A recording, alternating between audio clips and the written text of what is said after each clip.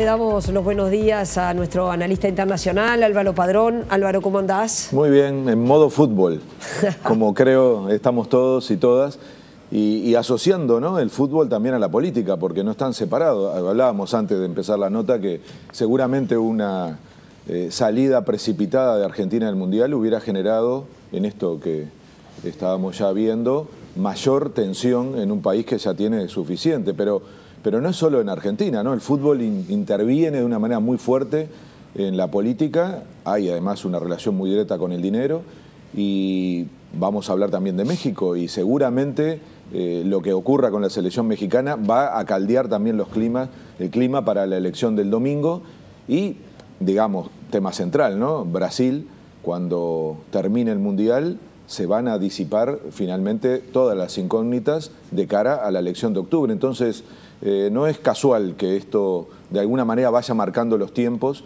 y bueno, parece que ayer a Argentina se le dio un cierto respiro con mantenerse en el Mundial, y esto que acabamos de ver de una huelga impresionante, hay que decirlo, el lunes nadie esperaba, ni el gobierno, tampoco las centrales, que hubiera un respaldo tan contundente, y marca otro punto del síntoma, es otro síntoma de lo que está pasando en Argentina, ¿no? Hay un malestar enorme, y lo capitalizó el sindicalismo que, mérito de Macri, entre comillas, los unió, porque hay 4 centrales sindicales en Argentina, divididas precisamente en relación a la caracterización del gobierno. Durante mucho tiempo la CGT, que es la mayoritaria, intentó evitar una confrontación, las otras son las 3 CTA, y las unió el acuerdo con el Fondo Monetario.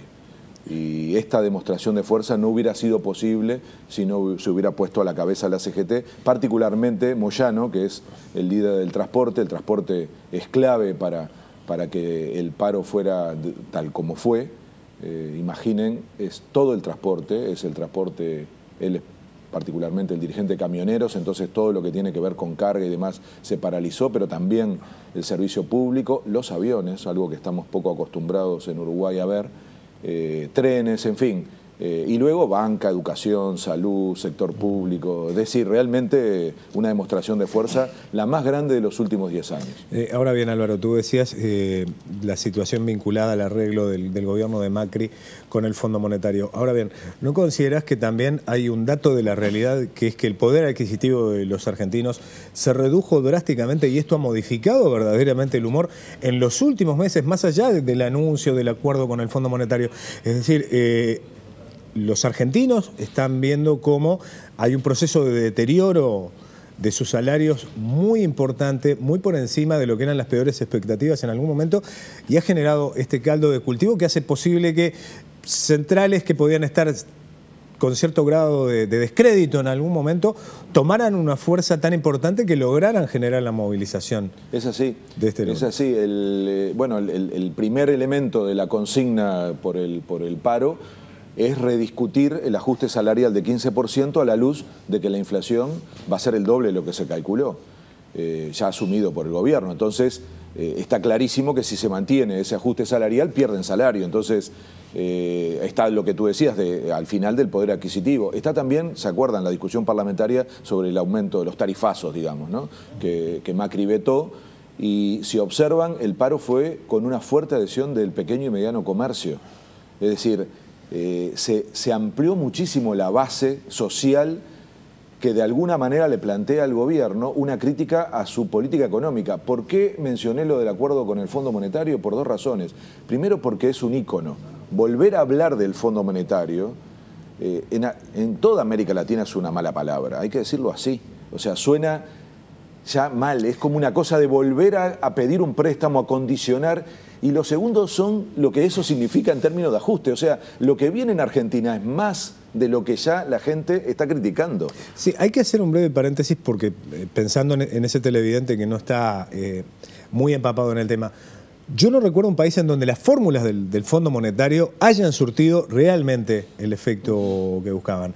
El Fondo Monetario Internacional, entre otras cosas, y para poner a Uruguay en el centro de la discusión, recomendaba ir al default en el año 2002 y en ese momento el sistema político uruguayo acordó un camino distinto tal vez en el convencimiento de que normalmente las fórmulas del FMI en los países desarrollados son fórmulas para el fracaso. Sí, sí. Bueno, de hecho hace 15 años que no hablábamos del Fondo Monetario. Era una palabra que había desaparecido, ni que hablar de las consignas, pero tampoco de las políticas públicas. Entonces, el retorno de eso es muy simbólico. El paro se concentró contra el ajuste fiscal del Fondo Monetario Internacional.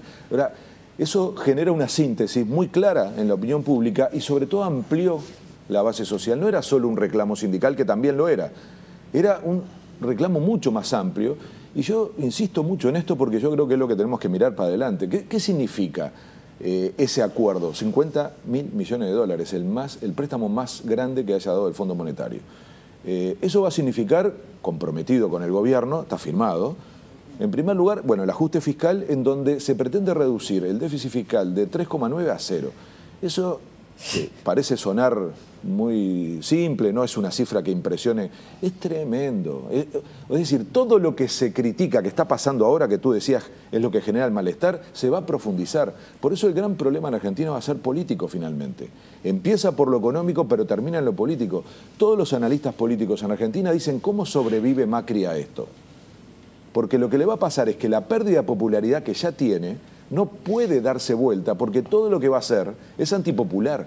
Y además súmenle a eso, que va a tener muchas dificultades para concertar la política con sus otros aliados, que ya lo van abandonando, él nunca tuvo mayoría parlamentaria, para muchos de los compromisos que asume con el Fondo Monetario necesita leyes.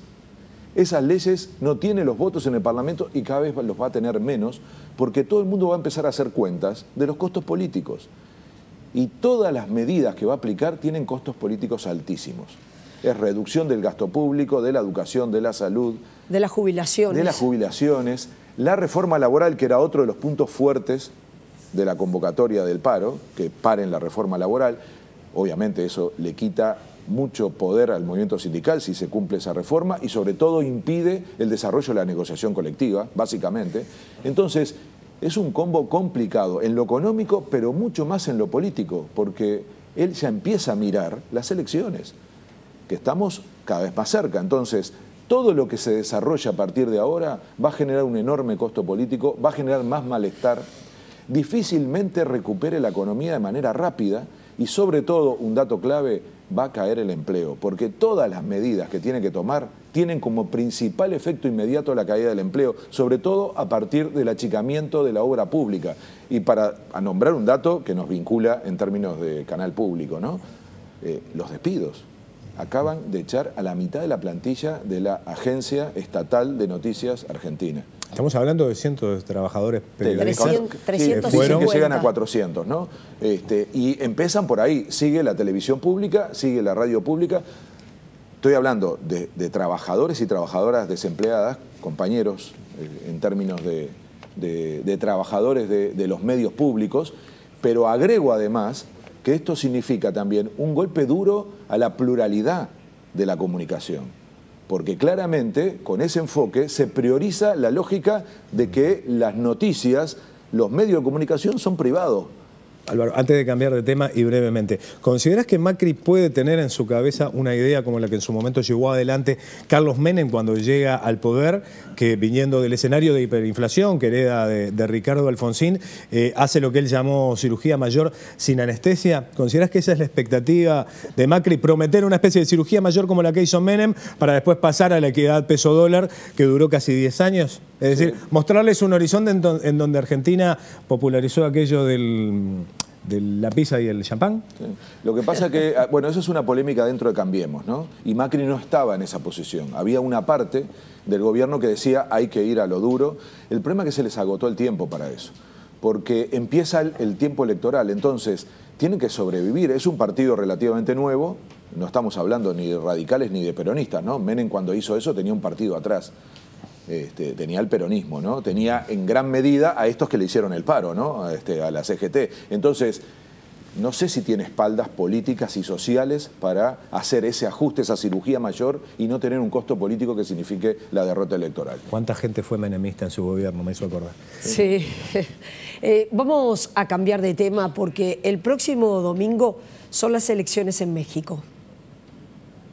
La violencia en México se ha incrementado de manera significativa a pocos días de las elecciones presidenciales. Desde enero a mayo de 2018 se contabilizaron casi 14.000 víctimas de homicidio doloso, lo que supone un incremento de un 21% respecto a los asesinatos registrados en el mismo periodo del año pasado. Las armas de fuego figuran como el principal instrumento homicida. De los 120 políticos asesinados, 46 eran precandidatos o candidatos a puestos de elección. Entre las víctimas figuran alcaldes, exalcaldes, militantes, dirigentes, exregidores y diputados, así como síndicos.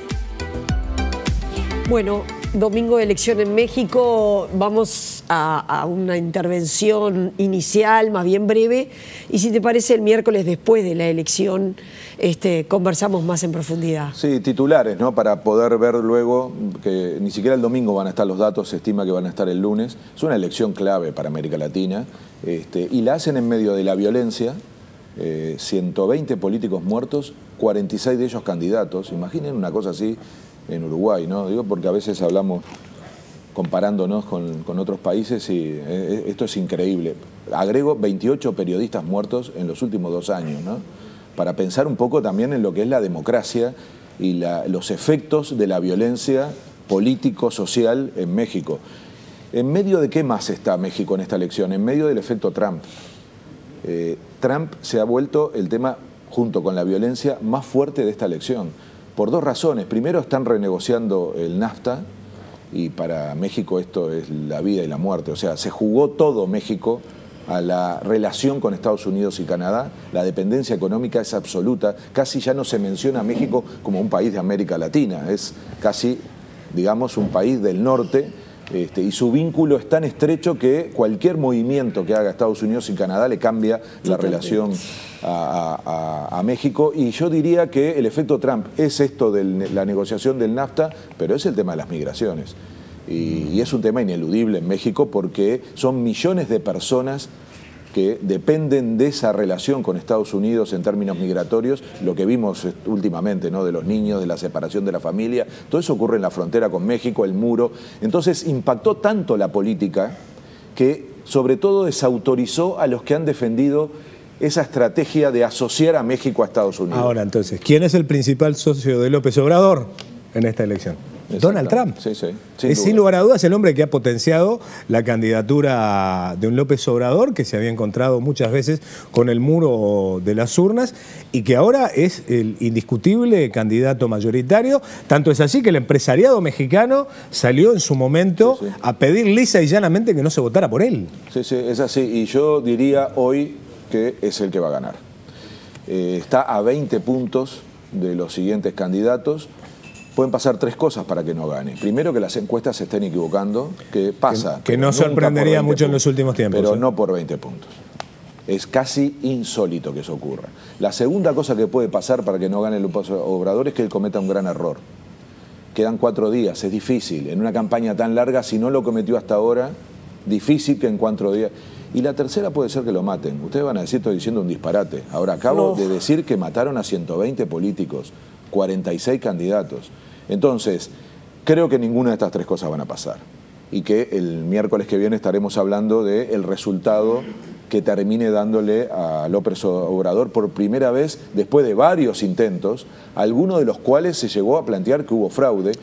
Recuerden que hubo durante casi un año un gobierno paralelo montado por él, para querer mostrar que iba a gobernar porque él había ganado, aunque le habían dado la elección en aquel momento a Fox. Entonces, México es un caso de estudio, ¿no? En términos de la vida política y demás, y nos va a dar mucho para hablar.